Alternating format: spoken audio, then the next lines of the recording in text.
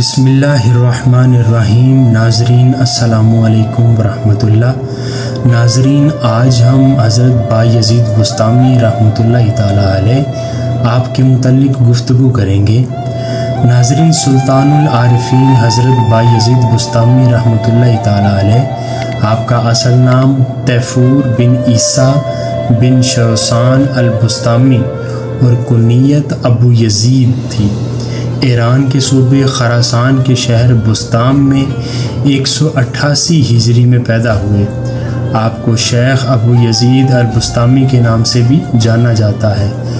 आपके आबा व अजदाद मजूसी थे जो बाद में इस्लाम की तरफ राग़िब हुए। बुस्ताम एक बड़ा करिया है जो नेशापुर के रास्ते में वाक़या है। नाज़रीन, ये 3 भाई थे, आदम, तैफूर और अली। तीनों आबिद व ज़ाहिद थे। इनमें से बायज़ीद सबसे ज़्यादा जलीलुल क़द्र थे। हज़रत बायज़ीद बुस्तामी रहमतुल्लाहि ताला अलैह मकतब में दाखिल हुए और आपने सूरह लुक़मान की यह आयत पढ़ी कि अनिश्कुरली वली वालिदैक, कि तू मेरा भी शुक्र अदा कर और अपने वालिदैन का भी। इस वक़्त अपनी वालदा से आकर फरमाया कि मुझसे 2 हस्तियों का शुक्र बैक वक्त अदा नहीं हो सकता, लिहाजा आप मुझे खुदा से तलब कर लें ताकि मैं आपका शुक्र अदा करता रहूं, या फिर खुदा के सुपुर्द कर दें ताकि उसके शुक्र में मशगूल हो जाऊं। वालदा ने फरमाया कि मैं अपने हकूक़ से दस्तबरदार होकर तुझे खुदा के सुपुर्द करती हूँ। चुनाचा उसके बाद आप शाम की जानिब निकल गए और वहीं ज़िक्र व शुगल को जुज़्व हयात बना लिया और मुकम्मल 3 साल शाम के मैदानों और सहराओं में ज़िंदगी गुजार दी। और इस अरसा में याद इलाही की वजह से खाना पीना सब तर्क कर दिया, बल्कि 117 मशाइख से न्याज हासिल करके उनके फ़यूज़ से सैराब हुए। उन्हीं मशाइख में हज़रत इमाम जाफ़र सादिक़ अलैहिस्सलाम भी शामिल हैं। एक मरतबा आप हज़रत इमाम जाफ़र सादिक़ अलैहिस्सलाम की खिदमत में थे तो उन्होंने फरमाया कि ए बायज़ीद, फ़लाँ ताक में जो किताब रखी है वो उठा लाओ। आपने दरियाफ़्त किया वो ताक किस जगह है? इमाम जाफ़र सादिक़ अलैहिस्सलाम ने फरमाया कि इतना अरसा रहने के बाद भी तुमने ताक नहीं देखा? आपने अर्ज़ किया कि ताक तो कुजा, मैंने तो आपके रूबरू कभी सर भी नहीं उठाया। उस वक़्त इमाम जाफ़र सादिक़ अलैहिस्सलाम ने फरमाया कि अब तुम मुकम्मल हो चुके हो, लिहाजा बुस्ताम वापस चले जाओ। एक मुकाम पर आप किसी बुज़ुर्ग से न्याज हासिल करने पहुँचे तो जिस वक्त आप उनके नज़दीक हो गए तो देखा कि उन्होंने किबला की जानिब थूक दिया। ये देखकर आप मुलाकात किए बग़ैर वापस आ गए और फरमाया कि अगर वो बुज़ुर्ग तरीक़त के दर्जों को जानता तो शरीयत के मुनाफी काम ना करता। आपके अदब का ये आलम था कि मस्जिद जाते वक़्त रास्ते में भी ना थूकते। सफ़र हज में चंद कदमों के बाद आप नमाज अदा करते हुए फरमाते कि बैतुल्लाह दुनियावी बादशाहों का दरबार नहीं जहाँ एकदम पहुँच जाएं। इस तरह आप पूरे 12 साल में मक्का मुअज़्ज़मा पहुँचे। एक मरतबा राह में कुत्ता मिला तो आपने दामन समेट लिया, जिस पर कुत्ते ने अर्ज़ किया कि आपने दामन क्यों बचाया? इसलिए कि अगर मैं भीगा हुआ नहीं हूँ तो मुझसे नापाकी का ख़तरा नहीं, और अगर भीगा हुआ होता तो आप अपने कपड़े पाक कर सकते थे। लेकिन ये तकब्बुर जिसका आपने मुज़ाहरा फरमाया ये तो 7 समंदर के पानी से भी पाक नहीं हो सकता।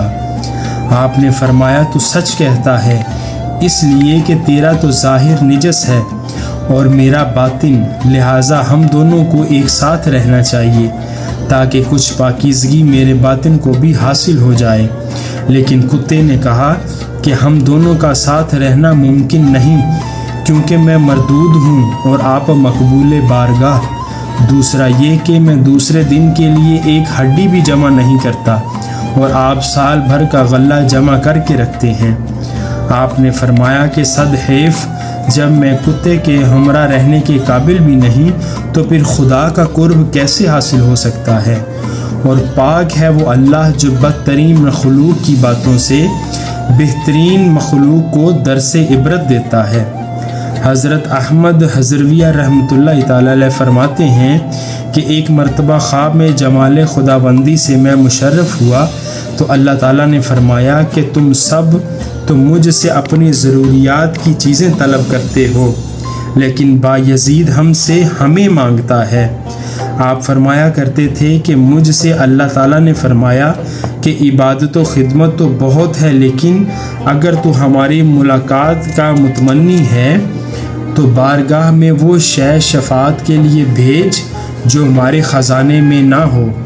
آپ نے سوال کیا کہ وہ کون سی شے ہے؟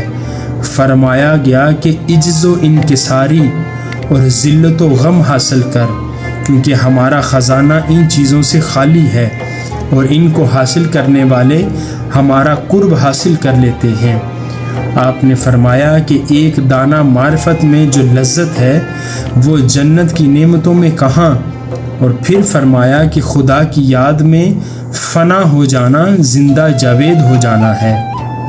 آپ نے فرمایا کہ خدا کا طالب آخرت کی جانب بھی متوجہ نہیں ہوتا، اور خدا سے محبت کرنے والا اپنی محبت کی بنا پر خدا ہی کی طرح یکتا ہو جاتا ہے۔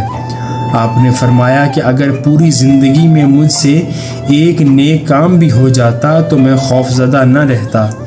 پھر فرمایا کہ اللہ تعالیٰ نے سوال کیا کہ کیا خواہش رکھتے ہو؟ تو میں نے عرض کیا کہ جو میرے لائق ہو۔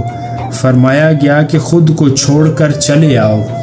حضرت بایزید سے ان کی ابتدا اور زہد کے متعلق سوال کیا گیا تو فرمایا زہد کی کوئی منزل نہیں۔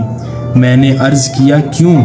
تو فرمایا اس لیے کہ میں صرف 3 دن تک زہد میں رہا، جب چوتھا دن ہوا تو میں اس سے نکل آیا۔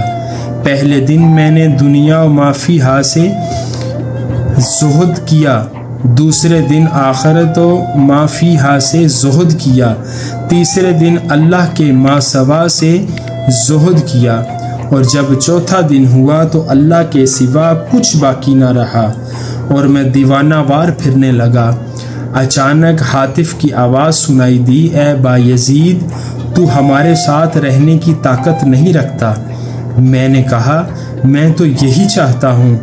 پھر ایک کہنے والے کو سنا کہہ رہا ہے کہ تو نے اپنا مقصد پا لیا ہے۔ امی البستامی رحمۃ اللہ تعالی علیہ نے اپنے والد سے حکایت کی، فرماتے ہیں کہ ایک رات بایزید ایک سرائے کی دیوار پر اللہ تعالیٰ کی یاد کے لیے گئے، مگر صبح تک کوئی ذکر نہ کر سکے۔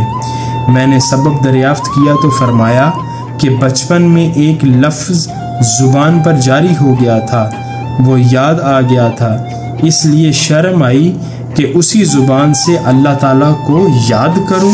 ناظرین، بعض کہتے ہیں کہ ان کی وفات 261 ہجری میں ہوئی اور بعض کہتے ہیں کہ ان کی وفات 234 ہجری میں ہوئی۔